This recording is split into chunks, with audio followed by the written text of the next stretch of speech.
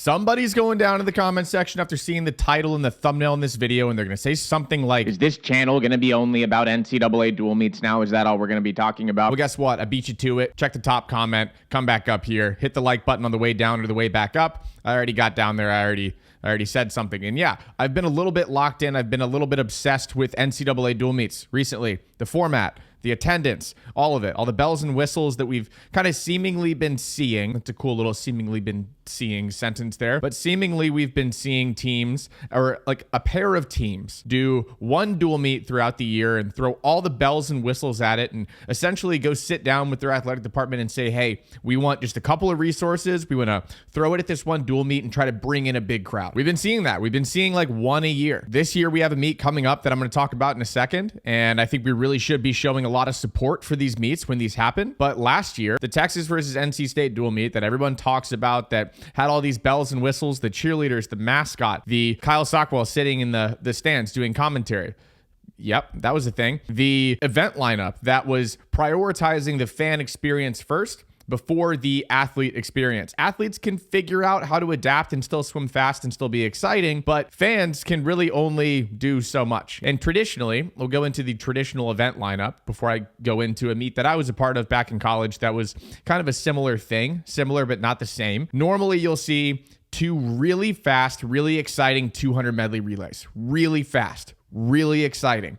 Everyone's loud, everyone's amped up, and I love distance swimmers, but then we go straight from that amount of energy into the 1,000 freestyle. 2 heats of it, sometimes more. That's 20 minutes of just swimming back and forth. And for a distance swimming fan, that's exciting. You know, in the most recent World Championships, one of the most exciting races was the 1500 freestyle between Ahmed Hafnaoui and Bobby Fink. Came down to the last 50. It was insane. A lot of position changing. It was a lot of fun. But when you're talking about an action-packed event where you have a 200 medley relay, energy up here, and then literally right after that, you go into the 1,000 freestyle, 2 heats of it. 2 heats of it. If you have any non-swimming fans up there, they're going to look at the pool and they're going to go, how long are they swimming? When do they stop? How long are we sitting here? What just happened? What was that first one that was really exciting and fast? And I swam the 400 IM. You know, Leon Marchand is helping make the 400 IM exciting again. But at this Texas versus NC State dual meet, they prioritized the event lineup being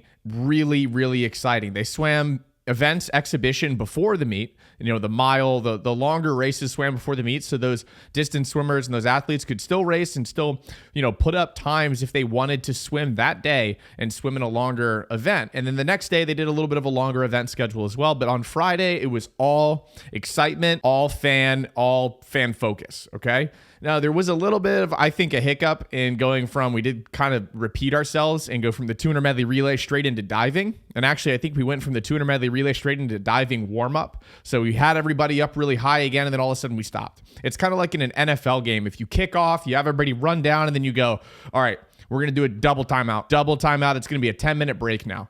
Everyone's like, whoa, what just happened? Why are things slowing down? There was a similar event that kind of took place that involved a guy that was really good at swimming, Michael Phelps, when I was in college at Arizona State. We were handing out flyers, walking around, handing out to, you know, student athletes, to students, whatever, trying to fill the stands.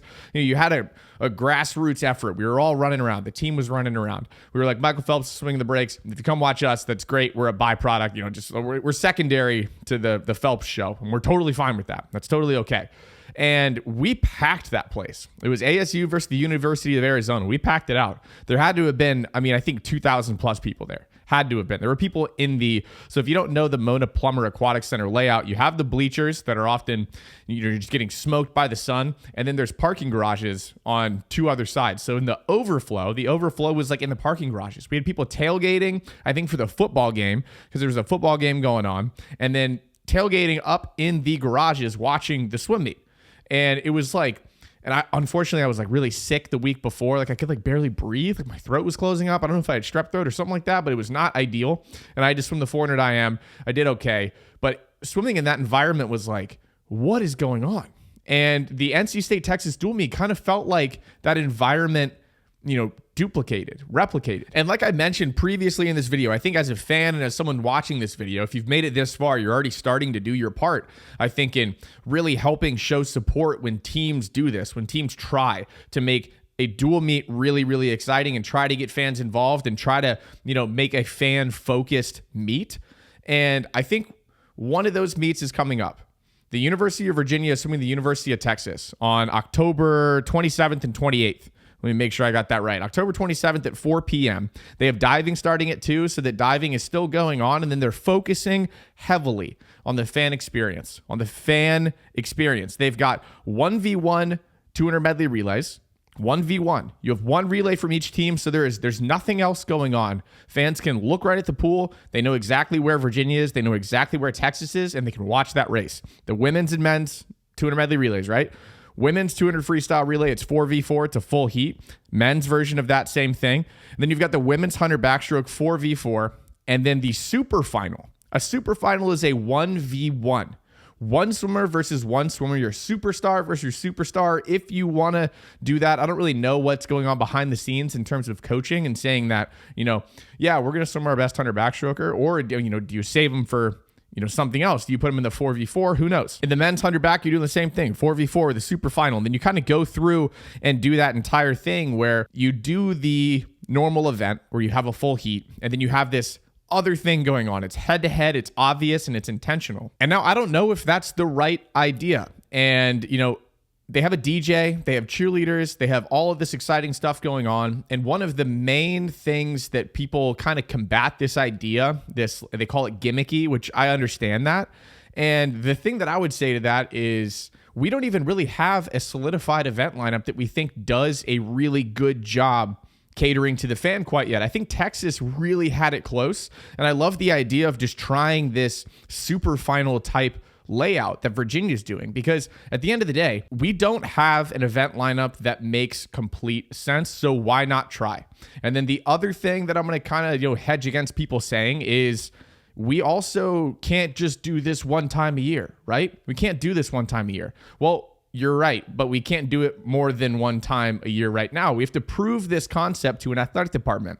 When a head coach and an associate head coach or whatever goes up to an associate AD or an athletic director at a university and they ask for resources, this is, it's a risk. It's a risk for a team that is running in a deficit to go up to an athletic director and say, we want resources. We want to try to fill this place and see if we can be the team that starts to really, shift the tide in the interest and the, consistent attendance that happens throughout the course of a season for NCAA swimming and diving. We want to be the team that does it. There's a risk associated with that. So UVA is taking that risk, and I think we need to back them up.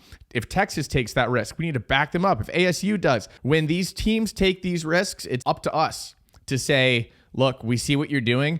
I'm invested in college swimming and the story here. I wish that I could see and stream college swimming better. If there is a team in your town and you want to see NCAA swimming on ESPN2, on, ESPN Plus more often throughout the season, then I think the first part of that is getting a butt in a seat at these meets, showing those athletic directors and showing the country and showing, the NCAA that swimming has momentum and that it has a fan base that's ready to support teams when they try to take a little bit of a risk and cater to fans. So like the video. By watching this video, I really do think you're starting to show that support.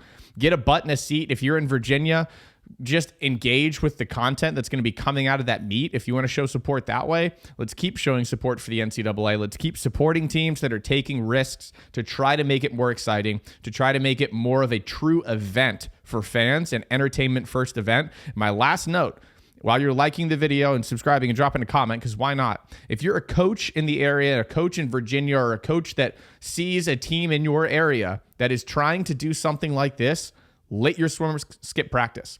Let them skip practice. They can swim tomorrow. They can, maybe do like a 100 in a hotel pool or something like that. I don't know.